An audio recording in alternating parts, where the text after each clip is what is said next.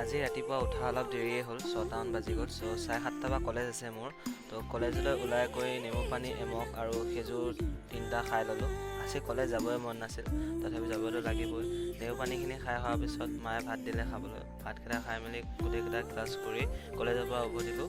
কলেজৰ পৰা আহি ভাতকেইটা খাই মই অলপ জিৰণি ল'লোঁ। জিৰণি লোৱাৰ পিছত জিমলৈ যাবলৈ ওলাওঁতে মই মিঠৈ পানী এগিলাচ আৰু খেজুৰ 3টা খালোঁ। ৰঙা ৰঙা পানীৰ কাৰণে বেলেগ বুলি নাভাবিব দেই, মই এইবিলাক বস্তু নাখাওঁ বাৰু।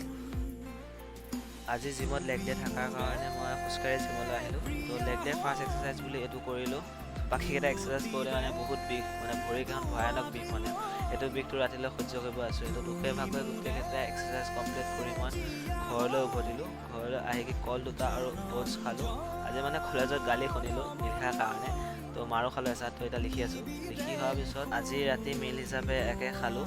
তো এতিয়া 1000 ষ্টেপ কমপ্লিট কৰিবলৈ যাওঁ। Bye bye.